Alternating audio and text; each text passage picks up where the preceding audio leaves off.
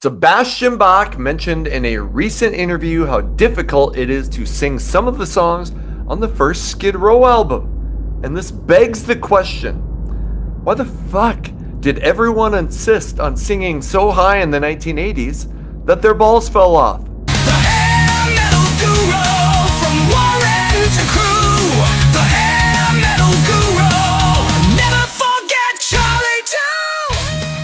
Welcome to the Hair Metal Guru. My name is Anthony. They call me the Guru. And yes, I got my buddy Patrick here today because we need to talk about not just Sebastian Bach, though we're going to start off with Sebastian Bach, but these all of these, and I think for me this starts with the recent interview that I did with Danny Vaughn from Taiketo.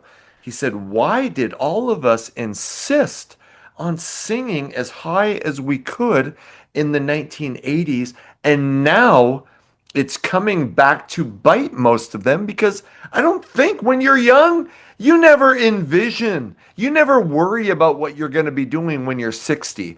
But most of these guys are still out playing in their 60s, so it's a struggle. With that, Patrick, first, welcome to the show. And secondly, what are your thoughts on Sebastian's comment about singing those songs? I can say firsthand, I've seen Sebastian twice in the last 9 months. And I saw him in Connecticut and I saw him play, well, actually both times in Connecticut, once at Toad's Place and once at a casino opening for Tesla. Both times he was fantastic. However, it's very clear that at his age, he might hit some of the high notes, but it's at the sacrifice of lyrics that come before it. He'll take a minute to pause so he can hit the high note instead of just singing the song the way you want to hear it. Right. And so, you have to kind of pat him on the back because he knows you want to hear that note, so he's going to go for it. Yep. Sebastian's kind of one of these people that makes up for it in the fact that he's going to give you 110% energy the whole time. I think in the 7 or 8 times that I've seen Sebastian Bach perform live throughout my life, I've never once seen him not giving an amazing performance. I can say that much. I can't say that for everybody, but I can say that for me. Completely correct. I saw him first on the Slave to the Grind tour at the Fargo Civic with Pantera. I've seen him play, fairly small, not really small, but club shows. And the guy has never just come out and been like, okay, we're going to play these fucking songs. He's a ball of energy and I mean, I've always said that, I think he's one of the best frontmen of that entire fucking genre as far as like owning a stage and getting a crowd in the palm of his hand. Yeah, I would agree. I think, Sebastian is in his 60s now, or I think is he 50? No, he's 61, I think, or he's 58. Can't remember, but he's up there. But my point is, he's taking a step down in the abilities that he had. But then you look at some other singers that like your point was why the fuck were we singing as high as we fucking do? And not thinking at all about 20 or 30 years down the road that we're never going to be able to do this. And you know who I think, unfortunately, is a prime example of that is Mike Tramp. I just saw Mike Tramp's White Lion and Slaughter 2 or 3 weeks ago. A bunch of the guys that come on the channel, Jeremy, Jay, Jason Reed, Bertie, we all went, and so hopefully I didn't interrupt, or if that was, but anyway, we went and saw White Lion and Slaughter, and it was the biggest dichotomy. Wait, is dichotomy the right word? Anyway, I love talking about dykes, so what's up? We're not monitoring the dykes. But Mike Tramp's White Lion opened, and the band sounded fine. And it's not that Mike was singing bad, but they down-tuned everything so much. There were times where he was playing songs that I really like, and I didn't recognize it until like a minute or so in, and you're like, oh, wait a minute. It's that fucking song. And Tramp's vocals, and I'm not like hey, some of those notes are fucking hard to hit. I completely get it. And you got to do what you got to do to make sure that the show goes on. But I'm just saying, it was completely different. Yeah. Then Slaughter closed that show. And Mark Slaughter, even though there's certain times where you'd be like, oh, maybe that one wasn't as good as it was back in the day, but he was doing those screams. He was hitting a lot of those screams.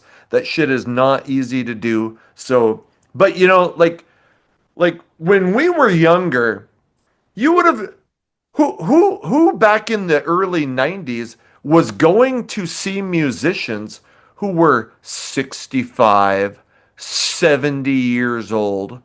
And if you were, it was probably some old croaky country singer, not Right. somebody who was trying to scream and, do fucking hair metal anthems.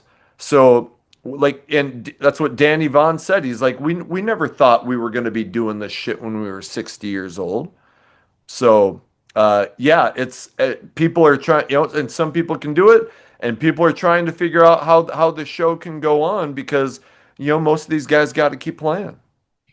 I've seen a couple things of bands from the 70s who clearly have taken 3 or 4 steps back in their ability to sing.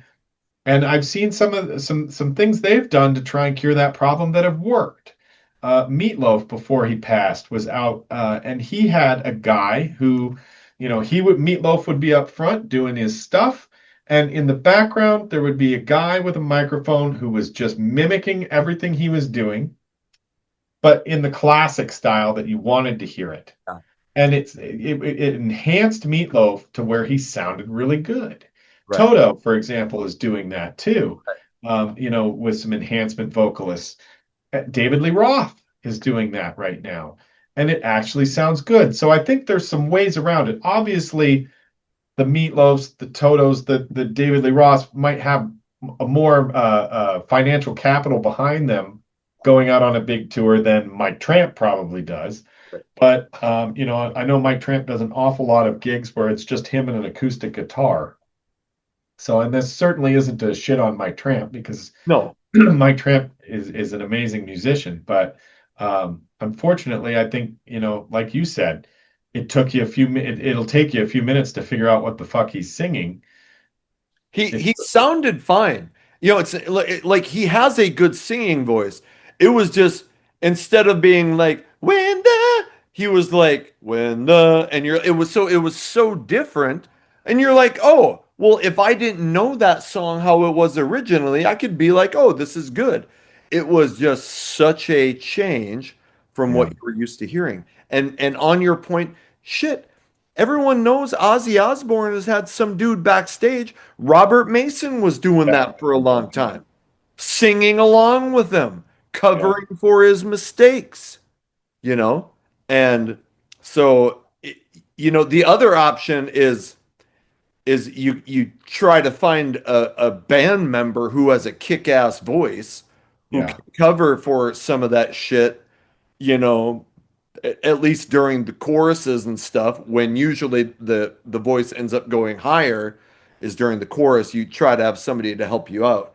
But I yeah, think I it's mean, it's admirable. I've watched a lot of Sebastian's interviews where he's talked about his voice and how hard it is to do what he's doing, and he talks about he's got a warm-up tape that he warms up to for almost 2 hours before the show, and he's getting that muscle going in there, and he's singing Journey songs and Genesis songs and a few other ones where his voice is really going all over the gamut just to get ready so he can scream his lungs out. And I give Sebastian a lot of credit. We dump on him a lot for the stupid shit he says, but the guy is all about giving a great top performance every time he's out on stage. And so kudos to Sebastian for that. And if he can't hit all the fucking notes, big fucking deal. He's still going to give you a hell of a show. yeah, I mean, shit, and I think most fans are understanding. Like you go even like during Mike Tramp, we weren't shitting all over it. We were like, oh, it sounds good. Oh yeah, it's a little bit lower, and you're like, hey, that's what he has to do now. I mean, shit, I used to play basketball. Fuck, I can't go out and do shit like I used to. So, it's you understand, but yeah, there are times where it is hard to watch, especially when singers are out there really struggling. I'm talking about like your Don Dawkins Cool. Yeah. and shit like that. I mean, that is difficult to take. Yeah. Like we did a video on, we talked about like I think it was Brian and I, like what to do when the singer's voice is shot.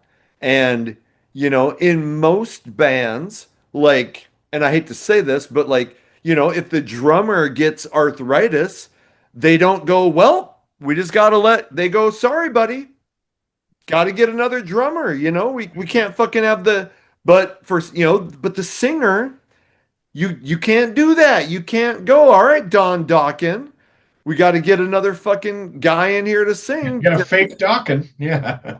fake Dawkins. So, but I do think Sebastian, for especially those, that first album is hard.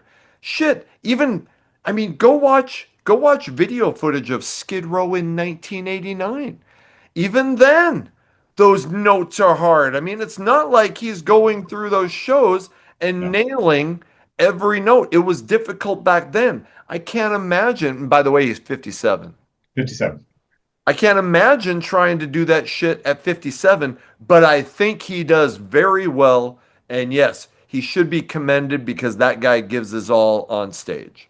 Absolutely, absolutely. And I hope I would hope that most people who go to see Mike Tramp or White Lion understand what they're going to see and try and find the positive in it because he's still going out there and giving you a show and he's still giving you an opportunity to hear those songs. They're just not going to sound the same because I don't know a lot of people, like you said, who at 57, 58 years old, and I think Mike Tramp's probably older than that, but Boy, gotta you know, be. he's given fans years of good quality performances. So give it a And the shot. fucker still looked good. I mean, Mike Tramp was like, fuck, still looked like a rock star, just Oh, yeah. singing a little bit lower. So yeah, we talk about it all the time, like everybody, we're doing what we can to keep this music alive. And so you got to salute these guys who are going, you know what? I'm still going to go out and I'm going to give it my best shot. And so I don't want to shit on anybody, even if they're not that good anymore. If they're out there, they're trying it, then I support them. Absolutely. And you talk about guys who are, these guys are weekend warriors. They're out there busting their ass every weekend to give a great show. And guys like who've been on the scene forever, like Mikey Steelheart there. That guy still fucking sounds incredible for his age and everything he's been through. And there's a lot of them that are still giving great performances. How do you warm up your throat muscles? I've heard.